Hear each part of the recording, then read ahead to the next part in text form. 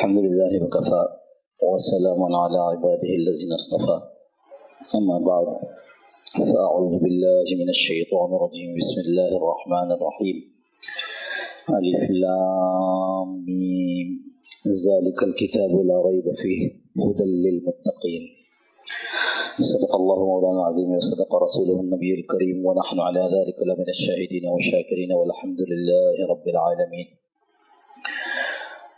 اللهم صل على سيدنا مولانا محمد النبي الأمي وعلى آله وسلم تسليما كثيرا كثيرا. اللهم رب الحل والحرام ورب البيت الحرام ورب الركن والمقام أبلغ لروح سيدنا مولانا محمد منا السلام.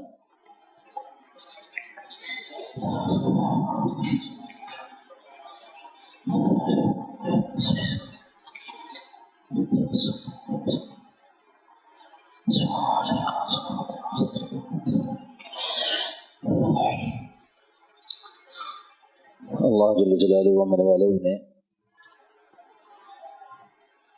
حضور صلی اللہ تعالی علیہ وسلم کو ساری انسانیت کے لیے کامیابی کا نسخہ قرآن کریم کی شکل میں نصیب فرمایا.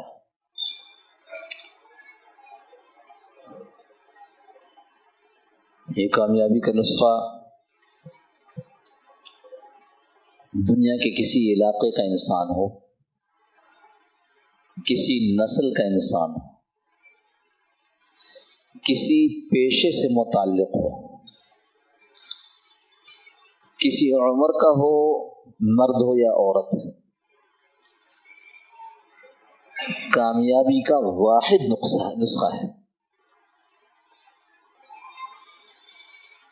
اس کے علاوہ کامیابی کا کوئی نسخہ دنیا کے کوئی کونے میں بھی اب دستیاب نہیں ہے.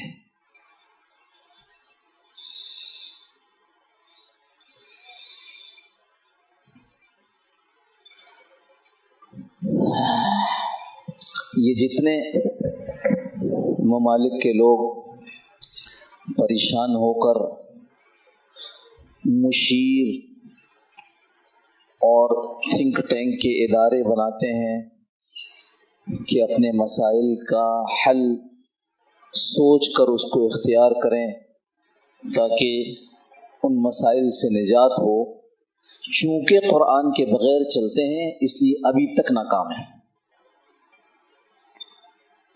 اپنے تئیں اپنے خیال میں بڑے بڑے منصوبے، بڑے بڑے اقدامات، لیکن کیا مسلمان کیا غیر مسلمان، سب کی ناکامی کی وجہ یہ ہے کہ قرآن کریم کو ایک طرف رکھ کر فیصلے کر رہے ہیں.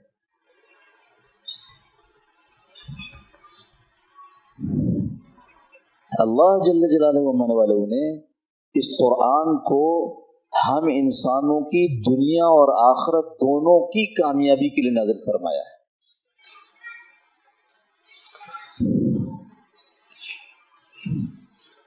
وہ جو غیر مسلم ہیں ان کے ہاں تو یہ ایک کتاب ہے بس.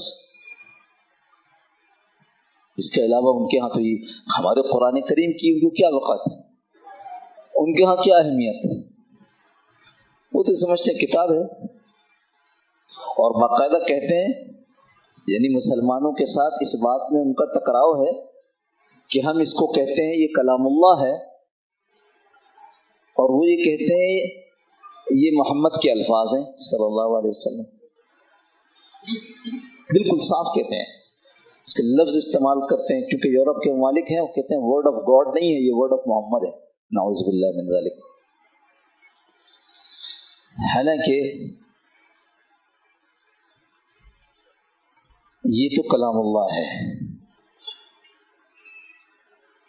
اللہ کے مبارک منہ جیسے ان کی شان کے لائق ہے اس سے نکلے ہوئے الفاظ ہیں.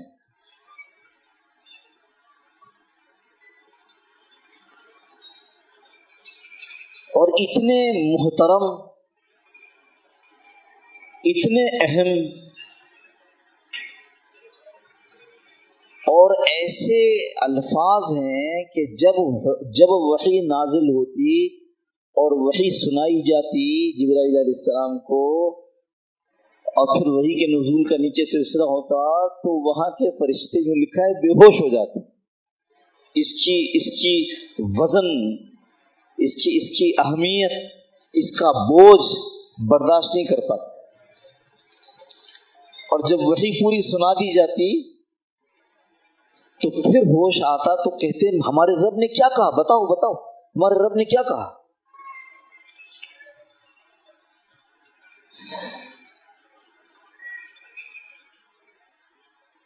اور اسی وجہ سے عربوں کے جیسا معاشرہ جس میں زباندانی کا بڑا غرور تھا، وہ اس کے مقابلے پہ کچھ کر نہیں سکا. بعضوں نے جب یہ کہا کہ یہ شاعری ہے، جو ان کے بڑے تھے انہوں نے خود کہا کہ تم کو شاعری معلوم نہیں کیا ہوتی ہے.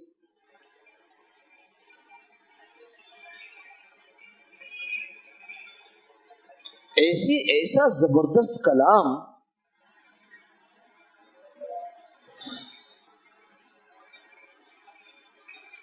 کہا، اگر ام یقولون تقولا، کیا سمجھے گی، یہ انہوں نے خود سے بنایا ہے. یہ قرآن خود چیلنج کر دیتا اپنی حیثیت کا انکار کرنے والے، انہوں نے بنایا ہے. اب کہتے ہیں اچھا ایسا ہے، فَلْيَأْتُوا بِحَدِيثٍ مِثْلِهِ، تو پھر لے آؤ ایسے ہی کوئی کلام بنا کے لے آؤ. ایسے لوگوں کو کہا جا رہا ہے جو فی البدی سمجھتے ہیں، یعنی پہلے سے نہیں سوچا ہوا کہا ہوا، پہلے سے تیار کیا ہوا نہیں، فوراً کوئی بات کہہ دینا. فی البدی سینکڑوں اشعار کہا کرتے تھے. ہم سے تو ایک شعر نہیں بنتے. طائب صاحب کے شعر سن کے ہم ویسے ہی حیران ہوتے ہیں کہ اللہ کیسی صلاحیت دی ہے، الفاظ کو ایسے جوڑتے ہیں ماشاءاللہ. اور پتہ نہیں آپ حضرات کو اس کا اندازہ ہوتا ہے کہ نہیں کہ ان کے اشعار میں الفاظ کے صرف نہیں، الفاظ کا انتخاب عجیب ہوتا ہے. پہلے شعر میں اگر الفاظ یہ ہیں تو اسی کے مقابلے کا دوسرا شعر لاتے ہیں، آج دوسرے الفاظ لاتے ہیں. بہرحال تو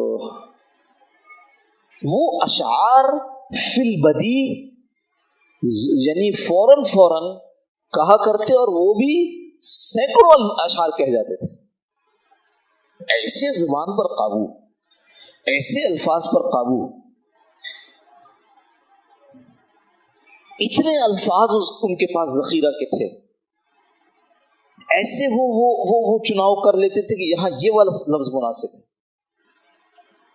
لیکن قرآن آیا اور پہلے انہوں نے یہ کہا یہ تو محمد کی کوئی باتیں ہیں صلی اللہ علیہ وسلم. پھر کیا ہوا، یوں قرآن نے چیلنج کر دیا. تم سمجھ رہے کہ انہوں نے، بلکہ مفسرین نے تقول میں تو یہ بھی لکھا کہ تم یہ سمجھ رہا، یقول تو نا بات کرنا، یہ بتکلف بنا کر، بلکہ بعض علماء نے یہ لفظ استعمال کیا موضوع کرنا، کمپوز کرنا، وہ جو شاعری میں استعمال ہوتا ہے. تو اس میں تو یہ ایسے کرتے ہیں، تو لے آؤ نا، پھر ایسے ہی کلام لے آؤ، ایسی کوئی بات لے آؤ. اس کے جواب میں خاموشی ہے. یہ نہیں مان رہے کہ اللہ کا کلام ہے، لیکن اس چیلنج کو پورا نہیں کر سکتے، اس کے مقابلے پہ کھڑے نہیں ہو سکتے. یہاں تک کہ پھر قرآن خود کہتا ہے قُلْ لَئِنِ اجْتَمَعَتِ الْإِنسُ وَالْجِنُّ عَلَىٰ أَن يَأْتُوا بِمِثْلِ هَٰذَا الْقُرْآنِ. یہ جتنے جنات ہیں، جتنے انسان ہیں، ان کو جمع کر لو اور یہ ایسا قرآن بنا کر لے آؤ. نہیں لا سکتے.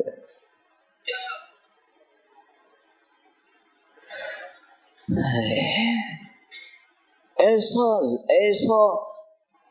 یعنی معجزہ اللہ نے نصیب فرمایا حضور صلی اللہ علیہ وسلم کو. دو بڑے معجزے، ایک معراج، ایک قرآن. دونوں میں عقل عاجز ہیں.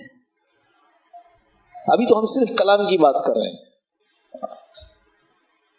باقی اس میں جو حقائق ہیں ان کو آج بھی دنیا دیکھ کر حیران ہو رہی کہ اچھا یہ بات کیسے کہی، وہ تو کبھی کسی حکیم سے ملے نہیں، اور سرجری کی ایسی باتیں ہیں کہ پیٹ کے اندر بچہ اس حیثیت کا اور اس حیثیت کا اور اس حیثیت کا، یہ کیسے کر دی؟ وہ تو نہ طبیب تھے، نہ حکیم تھے، نہ کسی سرجن سے ملاقات تھی، یہ کیسے کر دی؟ قرآن کر رہا ہے۔ تو ابھی تو ہم صرف اس بات کو لے لیں کہ جو کلام، جو الفاظ کا استعمال، جو اسلوب جیسے کہا جا رہا ہے، یہ لوگوں کی عقل کو حیران کرتا ہے۔ پھر ایک دفعہ کیا کہہ دیا، فَأْتُوا بِعَشَرِ سُوَرٍ مِّن مِّثْلِهِ، تو بھائی ایسا کر لو، یہ جو صورتیں ہیں، قرآن تو نہیں ہو رہا نا، 10 صورتیں بنا کر لو۔ کوئی جواب نہیں تھا، پر جو مہر ہوتی ہے خدا کی طرف سے، اس کو بھی نہیں مان رہے کہ یہ اللہ کا کلام ہے، جواب نہیں دے سکتے۔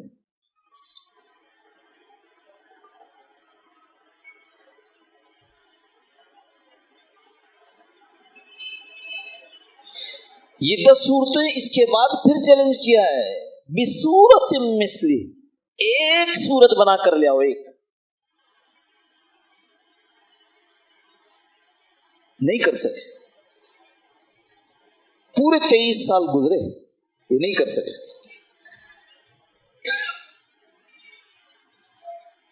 اور مدینہ منورہ میں یہ جو چاروں آیات کا ہم نے حوالہ دیا، اس چاروں مکی آیات ہیں، مکہ مکرمہ کی آیات۔ مدینہ منورہ میں آ کے پھر وَإِن كُنتُمْ فِي رَيْبٍ مِّمَّا نَزَّلْنَا عَلَىٰ عَبْدِنَا فَأْتُوا بِسُورَةٍ مِّن مِّثْلِهِ، اگر تم کو شک ہے اس بات پر جو ہم نے نازل کی ہے اپنے بندے پر، تو بنا لاؤ پھر ایک صورت ایسی۔ یہ بالکل پکی بات ہے، اس میں کوئی دو رائے نہیں ہے کہ اس قرآن نے عقلوں کو عاجز کیا ہے، اور سمجھداروں کو اور جن کو توفیق الہی شامل تھی ان کا سر جھکایا ہے، اور اسلام کے قبول کرنے کے اندر ان کے پاس کوئی اور چارہ رہ نہیں گیا۔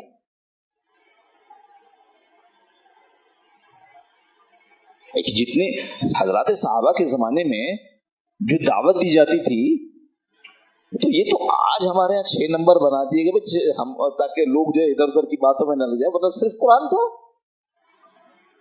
یتلو علیہم آیاتہ، لوگوں کے سامنے قرآن کی تلاوت کرتے اور اس قرآن سے لوگ متاثر ہوتے، متاثر ہو کر اس کو قبول کر لیتے۔ قرآن یہ تو کتاب ہدایت ہے، اسی کے ذریعے دعوت دی جاتی تھی۔ کہیں قبر کے حالات حشر کے حالات سنا کر اور دل پر تاثر قائم ہوتا، اور کہیں اللہ کی وحدانیت کو سنا کر کے ان کو شرک سے بیزار کیا جاتا، اور کہیں اللہ پاک کی قدرت کو بیان کر کے ان کی عقلیں حیران ہو جاتی، کیا سن رہے ہیں یہ کتاب ہدایت ہے۔ لیکن یہ بات جو میں نے عرض کی کہ یہ محمد صلی اللہ علیہ وسلم کے طرف نسبت کر کے ان کے الفاظ بتانے کی کوشش کی ہے، یہ اس لیے کہ خود عیسائیوں کے ہاں تو انجیل جو لکھی گئی وہ حضرت عیسیٰ کی زبان سے نہیں لکھی گئی۔ حضرت عیسیٰ علیہ السلام نے اپنے حواریوں کو یہ سب کچھ بتایا، سنایا۔ ان کے انتقال کے بعد ان کے حواریین نے اپنی اپنی یادداشت سے جو لکھوایا اس کا نام ہے ایک انجیل فلاں کی، ایک انجیل فلاں کی، ایک فلاں کی، ایک یوحنا، یہ لوقا، یہ متی۔ تو وہ ہمارے متعلق بھی یہ سمجھتے ہیں۔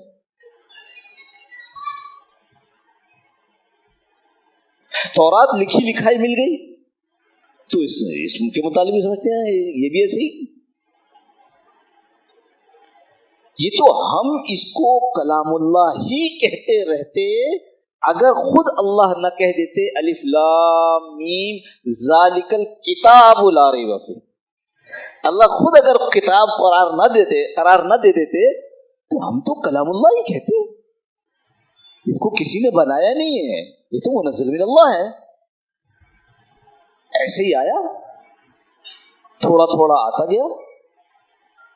اور وہ جمع ہوتا گیا صحابہ کے قلوب میں اور پتوں پر اور درخت کی چھال پر، کاغذ دستیاب ہے تو اس پر، اور پھر نئی وحی نازل ہو گئی، اللہ کے نبی صلی اللہ علیہ وسلم نے وہ وحی سنائی اور کہا اس کو فلاں آیت پر اس کے ساتھ لگا دو، ساتھ لگا دیے گئے۔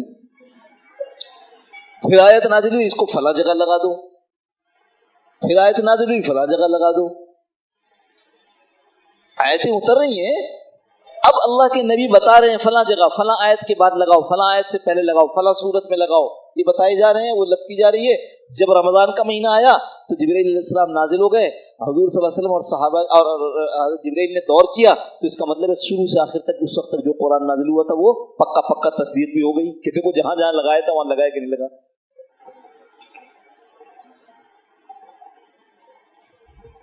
تو اس طرح یہ قرآن ایک کتاب کی شکل بن گیا، ورنہ کلام اللہ ہے جو 23 سال کے عرصے، ہاں میں نے اس وقت 23 سال بولا، 13 سال مکہ مکرمہ کی، وہ 23 سال تو کل وقت ہے، 23 سال کے عرصے میں جو کچھ نازل ہوا اللہ کا کلام، اللہ کی جو مخلوق نہیں ہے، ہمارا یہ عقیدہ ہے، حضرت امام احمد بن حنبل کا واقعہ جن لوگوں کے سامنے ہے اور مشہور واقعہ اس لیے سب کے سامنے ہوگا، یہ غیر مخلوق ہے۔ یہ تو ہم نے اس لیے کہا کہ کتاب خود اللہ نے کہہ دیا، پھر اس کو چونکہ چھاپ دیا، چھاپا تو کتاب کی شکل بن گئی۔ تو یہ وہ وجہ ہے جس کی وجہ جس کی سبب ہم آج دیکھ رہے ہیں کہ یورپ والا بڑے اطمینان سے اس کو کبھی پھاڑتا ہے کبھی جلاتا ہے۔ اس کا قصور کیا ہے؟ اس کا قصور یہ ہے، ایک اس کے ابتدائی لوگ جن کو ہم مستشرقین کہتے ہیں، اس زمانے میں قرآن ہر جگہ دستیاب نہیں تھا، انہوں نے قرآن پڑھا اور قرآن پر تبصرے کیے، جانبدارانہ، غلط، جھوٹ، ایک آیت کے اندر سے وہ باتیں جو اس میں نہیں تھیں کر کے کتابیں بنا دی۔ اور یہ جو یورپ والے تھے ان کو قرآن پڑھنے کا کوئی موقع نہیں تھا، انہوں نے ان مستشرقین کی کتاب پڑھی اور مستشرقین کی کتاب پڑھ کر کے یہ فیصلہ کر لیا کہ دیکھو قرآن تو یہ ہے۔ لہٰذا ان کے نزدیک قرآن ایسے ہی جیسے ہمارے ہاں اردو کی کوئی کتاب، عربی کی کوئی کتاب جو 6ٹھی جماعت میں داخل ہو یا 10ویں جماعت میں داخل ہو یا 11ویں جماعت میں داخل ہو۔ ان کا قصور یہ ہے کہ انہوں نے اپنے بڑوں کی بات پر جنہوں نے غلط لکھا اعتماد کیا اور اس کو عام کتاب سمجھنے لگے، اور دوسرا قصور کیا ہے کہ خود انہوں نے قرآن کا مطالعہ نہیں کیا۔ 9/11 ہوا، وہ سانحہ، تو لوگوں نے کہا ارے یہ مسلمان کیسے قوم ہے، جہاز کو ٹکرا دیا، کہا جی مسلمان تو ایسے ہوتے، تو مسلمان ہیں کون؟ کہا اسلام ایسی ہوتا ہے، اسلام ہے۔ اچھا اسلام کہاں پتہ چلے گا؟ قرآن۔ تو اس کے بعد امریکہ میں سب سے زیادہ بکنے والی کتاب قرآن تھی۔ 2002 اکتوبر 2001 یہ ہوا ہے ستمبر میں، 2002 اکتوبر میں یہ بتایا گیا کہ اس ایک سال میں صرف عورتوں کے مسلمان ہونے کی تعداد 8,000۔ کتنی؟ 8,000۔ جس نے قرآن ہاتھ میں لے لیا اور اس کو اس نظر سے پڑھا کہ اس میں ہے کیا، پھر وہ نہیں رہ سکتے۔ ان کا قصور یہ ہے کہ نہ انہوں نے قرآن کو خود سے پڑھا تاکہ صاف دل سے پڑھ کر اس کو اپنے اندر اتار لیتے اور اسلام کی آغوش میں داخل ہو جاتے۔ دوسرا قصور یہ ہے کہ انہوں نے اپنے ان لوگوں کی باتوں پر اعتبار کر لیا جنہوں نے سب جھوٹ لکھا ہے۔ حضور صلی اللہ علیہ وسلم، اسلام، قرآن اور حضور صلی اللہ علیہ وسلم کی ذات گرامی، ان تینوں کے ساتھ وہ ظلم کیا ہے کہ جو بیان سے باہر ہے۔ اپنے مطلب کے ترجمے، اپنے مطلب کی تفہیم، اپنے مطلب کے اندر سے اس میں سے نتائج نکالے۔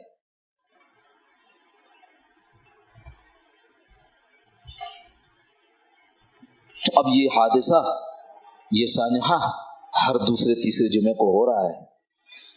اچھا ہم بھی کیا کر رہے ہیں؟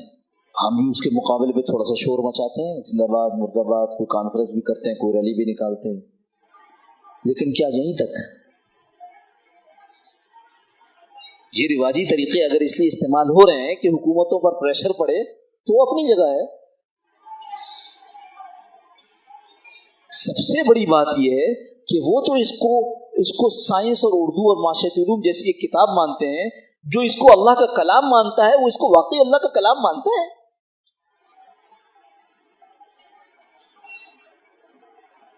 وہ جو یہودیوں کے بارے افتؤمنون ببعض الکتاب وتکفرون ببعض،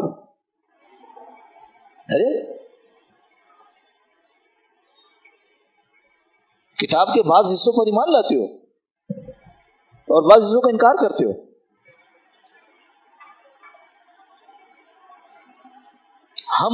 ہمارے لیے یہ ایک مسئلہ ہے. اگر ہم نے قرآن کو واقعی وہ تقدس کا درجہ دیا ہوتا جس کا قرآن مستحق ہے تو ان میں سے کسی کو اس کی ہمت نہیں ہوتی کہ اس کی وہ جلا سکے.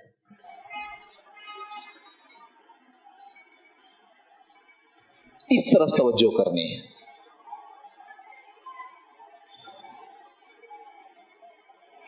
حضرت بنوری رحمت اللہ علیہ کا زمانہ تھا، بجینات رسالہ نکالتے تھے. اس میں حضرت کے زمانے سے بجینات کا قاری ہوں، بلکہ میرے گھر پر ہم نے ڈاک میں لگایا ہوا تھا اس کو. حضرت بنوری رحمت اللہ علیہ نے اداریے میں ایک خط شائع کیا جو یورپ کے ایک مسلمان کا تھا، اور اس نے لکھا تھا کہ میں ایک عجیب مخمسے میں ہوں، مجھے مشورہ دیجیے میں کیا کروں. اب مخمسہ یہ ہے کہ میرا ایک دوست غیر مسلم ہے اور وہ مسلمانوں کے علاقے میں رہتا ہے. وہ شراب کی ایک دکان کھولنا چاہتا ہے لیکن مسلمانوں کو متوجہ کرنے کے لیے اس کا نام رکھنا چاہتا ہے مسلم وائن شاپ. مسلم وائن شاپ، مسلم شراب خانہ. اچھا یہ تو ہم کو معلوم ہے کہ وہاں کے مسلمان بے شک سور کا گوشت نہ کھائیں، شراب پیتے ہی ہیں. سارے نہیں، اب تبدیلی بڑی آ گئی ہے، بڑی تبدیلی آ گئی الحمدللہ. ایک احیاء ہے الحمدللہ کسی نہ کسی درجے میں اسلام کا، مسلمانوں کے اندر زندگی کا. تو جب میں نے اس سے یہ کہا کہ تم یہ نام نہ رکھو کیونکہ مسلمانوں کے ہاں شراب حرام ہے، تو اس نے مجھ سے اگلا سوال یہ کیا کہ تمہارے ہاں تو سود بھی حرام ہے اور تمہارے ملک میں مسلم کمرشل بینک چل رہا ہے. یہ حضرت بنور رحمۃ اللہ نے حضرت کا انتقال 1977 میں ہوا ہے، ان کے زمانے کی بات کر رہا ہوں.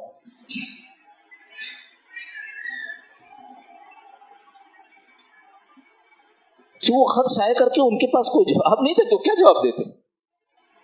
انہوں نے صرف ہماری غیرت جگانے کے لیے جو اب تک 2023 ہو گیا جاگی نہیں ہے، ابھی تک کسی نہ کسی شکل میں وہ کاروبار چل رہے ہیں.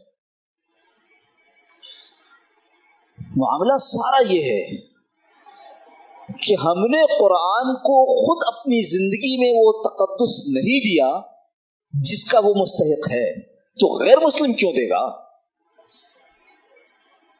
اس کو تو صرف اتنی پرواہ ہے کہ اگر میں اس کو جلاتا رہوں گا تو مسلمان چڑھتے رہیں گے یہاں تک کہ ان کے پاس اور کوئی جواز نہیں ہوگا اس کو روکنے کا.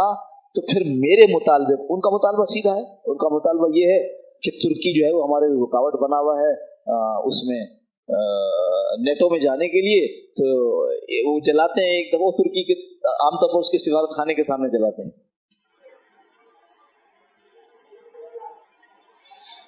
اگر ہم نے وہ کام کیا ہوتا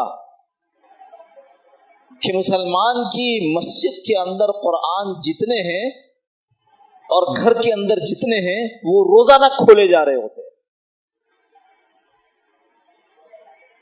حضرت مہینے مہینے 2 مہینے اور سال ہو جاتے ہیں ہمارے مسلمانوں کو قرآن کریم کی تلاوت کیے ہوئے. ہمارے ایک پروفیسر دوست تھے, IBA میں پڑھاتے تھے, تو ایک دن وہ کہنے لگے کہ میں نے اپنے کلاس میں رمضان میں سوال کر لیا, آج تم میں سے کتنوں نے تلاوت کی ہے قرآن کی؟ ایک ہاتھ نہیں اٹھا. ایسی جگہ کی بات کروں جہاں سے نکل کر کے سارے ٹاپ لیول پر جا کر کے کاروبار مملکت کو سنبھالتے ہیں. پھر میں نے کہا کہ اچھا اس ایک ہفتے میں کوئی ہاتھ نہیں اٹھا, اس ایک مہینے میں تو 1-2 ہاتھ اٹھ گئے. تو میں نے دوسروں سے سوال کیا کہ آپ لوگ کیا کرتے ہو؟ کہنے کہ ہم نے تو پڑھ لیا ہے. وہ جو ٹیوشن والے مولوی صاحب آتے تھے, یہ جو استانیاں پھرتی تھیں, ہم نے تو ان سے پڑھ لیا تو ختم ہو گیا. اور یہ بہت چھوٹا سا ایک پہلو ہے. بڑا پہلو یہ ہے کہ ہماری زندگی میں کہاں ہے, کون سی جگہ, کون سا شعبہ ہے زندگی میں. دونوں بات کر, انفرادی اجتماعی دونوں سطحوں پر. اجتماعی سطح پر جو ہے اس کے ہم براہ راست ہماری اس سے پوچھ نہیں ہوگی, ٹھیک ہے, براہ راست پوچھ نہیں ہوگی, لیکن بالواسطہ پوچھ اس سے بھی ہے. اور انفرادی زندگی کی تو براہ راست پوچھ ہے. تمہاری زندگی میں قرآن کہاں تھا؟ صبح سے جاگنے سے لے کر رات کے سونے تک تمہارا سونا قرآن کے مطابق تھا؟ نہیں, معاف کیجیے گا, نہیں تھا. کیوں؟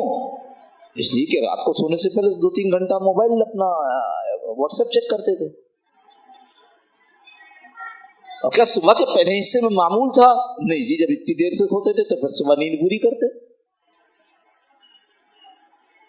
تمہارا اپنا کاروبار قرآن کے مطابق تھا؟ نہیں, قرآن کے مطابق چلتے تو ہم کیسے چل سکتے تھے؟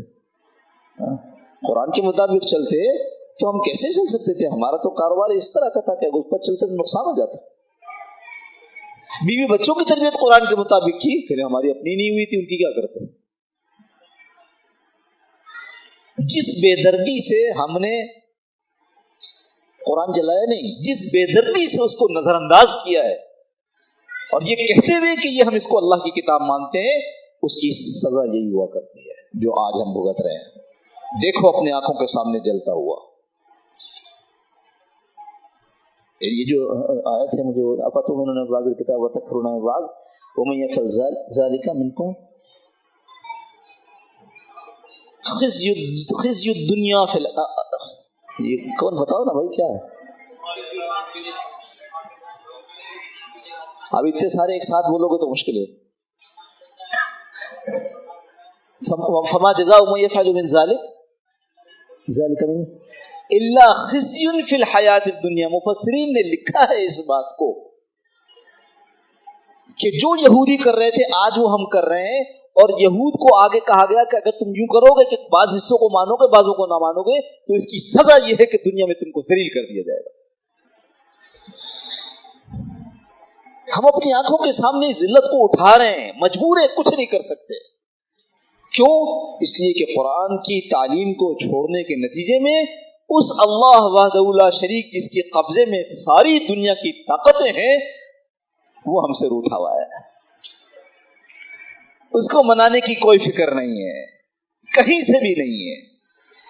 بعضوں نے مجھ سے پوچھا کہ یہ کچھ اعلان ہوا کہ نہیں ہوا کہ ہمیں سویڈن کا بائیکاٹ کرنا ہے. ارے میں نے کہا اللہ کے بندے, درد ہے تو بائیکاٹ شروع کر دو.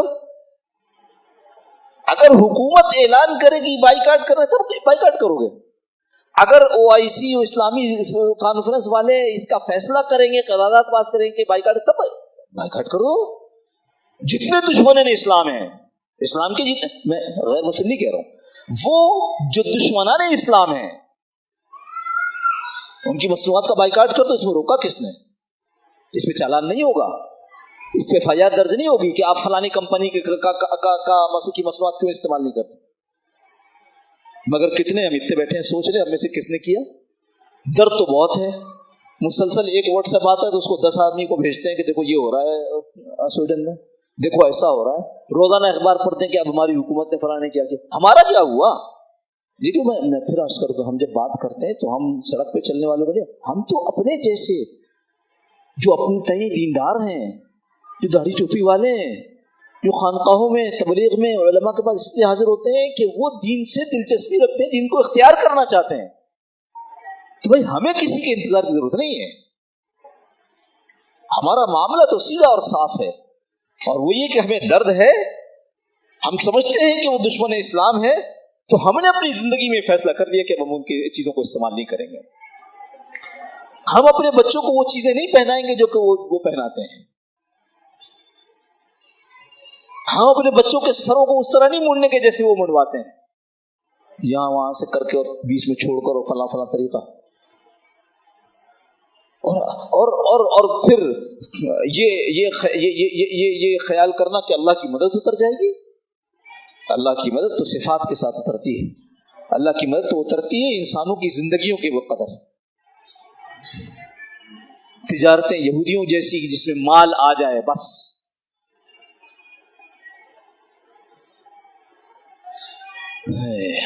قرآن عظیم الشان کتاب ہے، خود بھی عمل کرنا چاہیے، اور یاد رکھیں کہ جب ہم عمل کریں گے تو ہمیں دیکھ کر وہ لوگ جو عمل نہیں کرتے ہیں وہ عمل شروع کر دیں گے۔ بے نمازی جو ہے وہ نماز کیوں نہیں پڑھتا؟ اس لیے کہ وہ دیکھتا ہے کہ اس نمازی کی زندگی تو میری جیسی ہے، بلکہ کبھی کبھی مجھ سے بھی خراب ہے۔ غیر مسلم اسلام کی طرف کیوں نہیں آتا؟ کیونکہ دیکھتا ہے کہ مسلمان تو مجھ سے زیادہ خراب ہے، میں اس کی طرف کیوں متوجہ ہوں؟ تو جب قرآن کو اپنی زندگی میں لائیں گے تو پھر اس قرآن کے انوارات باہر نکلنا شروع ہوں گے، ورنہ تو ابھی تک کتاب میں بندے دیکھا ہی نہیں کسی نے۔ جو دیکھے تو پتہ چلے گا کیا ہوگا، دیکھے تو زندگی بدلتی ہے۔ وہ ایک خاتون تھی جو افغانستان میں قید ہو گئی تھی 10 دن، اس کے بعد چھوڑ دیا گیا ان کو، پرانی بات ہے بہت۔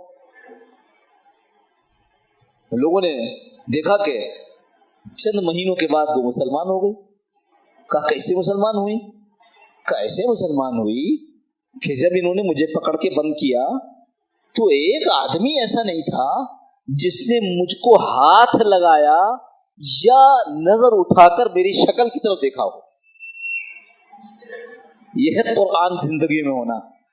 تو میں نے سوچا یہ کیسے لوگ ہیں، ہم تو یہاں کچھ اور سوچ کر آئے تھے، رپورٹنگ کرنے کے لیے آئے تھے یورپ کے لیے کہ یہ لوگ کتنے ظالم ہیں، کتنے دہشت گرد ہیں، کتنے خونخوار ہیں، کہ یہ تو عجیب لوگ ہیں۔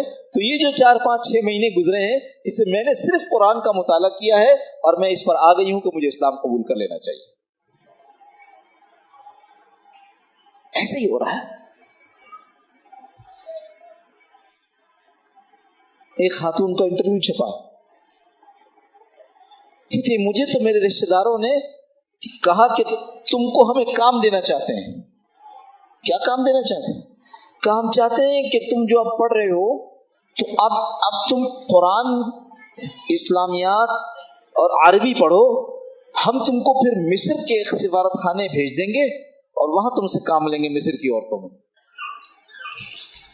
وہ کہتی ہے میں نے جب پڑھا تو قرآن پڑھتے ہی میرا جی بدلنے لگا، یہ تو کچھ اور ہے، یہ تو وہ نہیں ہے جو ہم سمجھ رہے تھے۔ خود کہتی ہے کہ اس کے بعد میں نے عیسائیت کی کلاس میں داخلہ لیا تاکہ میں اپنے مذہب پر مضبوط ہو جاؤں، اور جیسے جیسے دونوں چیزیں پڑھتی رہی ویسے ویسے میرا دل جو ہے وہ عیسائیت سے اچاٹ ہوتا چلا گیا اور اسلام کی طرف آتا گیا۔ پھر ایک آدمی مسلمان سے، نوجوان سے ملاقات ہو گئی، اس سے میں نے سوال جواب کیے، پھر سوال جواب کیے، پھر سوال جواب کیے، بس اسی طرح چلتا رہا۔ ایک دن میرے اس نوجوان جس سے میری بات ہوتی اس نے فون کیا رات کو اور کہا کل صبح آپ فلاں جگہ پہنچ سکتی ہیں۔ میں نے کہا کیوں؟ کہنے لگے پاکستان سے مسلمانوں کی ایک جماعت آئی ہوئی، اس سے ملانا چاہتے ہیں۔ وہ اپنے انٹرویو میں کہتی ہے کہ میں ان سے ملنے کے لیے گئی، 20 آدمی کمرے میں بیٹھے ہوئے، سب مرد، مجھے بٹھا دیا گیا، سب نظریں نیچی کیے بیٹھے رہے، اور مجھ سے ایک آدمی نے جو کہ عیسائیت کے متعلق بھی خوب جانتا تھا، اس نے دین کی بات شروع کی، یہ عیسائیت، یہ اسلام، یہ عیسائی اسلام، اور اس کے بعد اس نے مجھ سے پہلا آدمی تھا جس نے ایک سوال کیا जो किसी ने मुझसे आज तक नहीं किया था। और वो सवाल ये था कि क्या इस्लाम कबूल करना पसंद करोगी? मैंने फौरन कहा जी, मेरे जी के अंदर था, लेकिन किसी ने आज तक पूछा ही नहीं मैं इस्लाम कबूल करती है। वो जिसको इसलिए तैयार किया गया था कि वो जाकर मुसलमान औरतों को गुमराह करे, कुरान का एजाज है, मुआजिजा है। जब जिंदगी में कुरान होता है तो कुरान के अनवारात फैलते हैं। या फिर ऐसा कोई तैयार हो जाए जो कि इस सब के हमारी इस हालत को देखने के बावजूद इस पर तैयार हो जाए कि देखो तो सही कि किताब में क्या लिखा है। अल्लाह पाक मुझे आपको आफियत के साथ दीन पर अमल करने की तौफीक नसीब फरमाए। और दोस्तों, सच्ची बात यह है कि ये माहौल के बगैर नहीं आता, माहौल के जरिए आता है। ये तबलीग का माहौल, ये खानका का माहौल, ये उलमा के मदारिस के माहौल, ये माहौल में जब कोई आदमी आता है फिर उसका जी बदलना शुरू होता है। हम कितना आज अपने बच्चों को कहते हैं यूं कर लो यूं कर लो, नहीं मानते। क्यों? किसी और माहौल में है। जब छोटे थे और उनकी तरबियत करनी थी तो उस वक्त हमने सोचा बच्चे ही तो है, चलो कोई बात नहीं, बच्चे हैं, कोई बात नहीं। बच्चियों को जीन्स पहना देते हैं, मर्दों के कपड़े पहना देते हैं, बच्ची है, कोई बात नहीं, कोई बात नहीं। मैं कहता हूँ अच्छा ऐसा करो, कभी अपने बच्चे को फ्राक पहनाकर दुपट्टा लगाकर कानों में बूंदे डाल के खड़ा करो, देखो कैसा लगता है। बच्चा ही तो है, छोड़ो, बाद में ठीक हो जाएगा ना। कैसी अजीब वबा चली है। तो ये वक्त होता है जिस वक्त में हम बच्चों की तरबियत करें, लेकिन जाहिर है बच्चों की तरबियत में मर्द और औरत दोनों का हिस्सा है।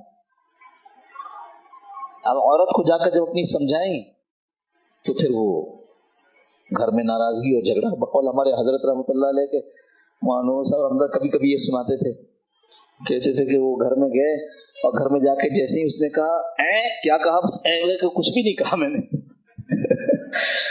कहने लगे कि एक दफा जो है वो कोई बात में झगड़ा हुआ तो शौहर ने कहा कि बस अब तो मेरा जी चाहता है कि अल्लाह करे या तो मैं मर जाऊं, या तो उसने फौरन बेल उठाया या कहने या भी मैं ही मरूं।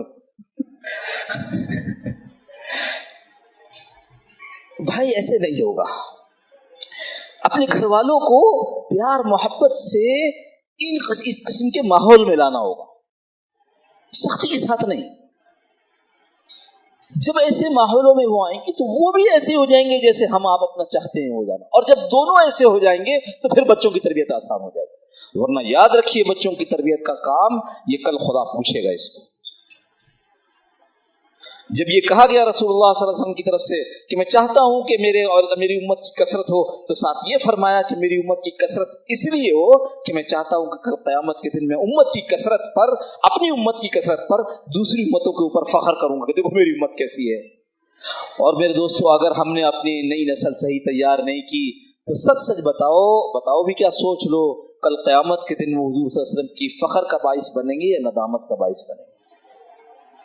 और नदामत का बाइस सिर्फ इसलिए बनेंगे कि हम अपनी जिंदगी में हम मोबाइल छोड़ने को तैयार नहीं थे, तो बच्चा कैसे छोड़ेगा। पहली कुर्बानी हमारी अपनी है, पहली कुर्बानी हमारी अपनी है। हम अगर चाहते हैं कि हम वो नस्ल खड़ी करें जिस नस्ल से रसूलुल्लाह सल्लल्लाहु अलैहि वसल्लम कल क़यामत के दिन फख्र करें, देखो ये मेरी उम्मत है, तो फिर हमें अपनी पहली कुर्बानी देनी पड़ेगी। करेंगे ना इसके लिए इंशाअल्लाह, आज से इसकी मेहनत करें। हाँ नहीं हो रहा है, हज़रत तशरीफ फरमाए। वो खानकाह वालों का काम ही क्या है, तबलीग वालों ने फजाइल सुना है, वो नमाज पढ़ने लगे, कहने कि नमाज पढ़ूं कैसे, मौलवी साहब पास चला गया, मौलवी साहब नमाज कैसे पढ़ूं, चलो अच्छा ऐसे पढ़ो। अब दिल न लगे कहां जाएगा, तीसरा बता देगा नमाज तो पढ़ते हजरत दिल नहीं लगता, को दिल लगाने की तरकीब बता दीजिए। हजरत साहब ने वो तरकीब बता दी कि इस तरह करोगे दिल लग जाएगा। फिर 2 महीने के बाद कहते वो किया था मगर दिल लगा नहीं, अब कोई बात और बता दीजिए। हजरत साहब बेचारे इसी में गुजर जाएंगे बताते तरकीब, लेकिन हजरत का काम ही ये है, खानकाहों वालों का काम ही ये है। लिहाजा घर पर अगर तरकीबें नहीं चल रही तो हजरत से मशवरा करो कैसे करना चाहिए, जैसे जैसे बतावे फिर उस पर अमल। ये नहीं कि बताया ये और फिर जाकर सो गए, नहीं, बताया उस पर अमल करो, देखो इंशाअल्लाह घर का माहौल बनने लगेगा। अल्लाह पाक मुझे और आपको सबको अमल की तौफीक नसीब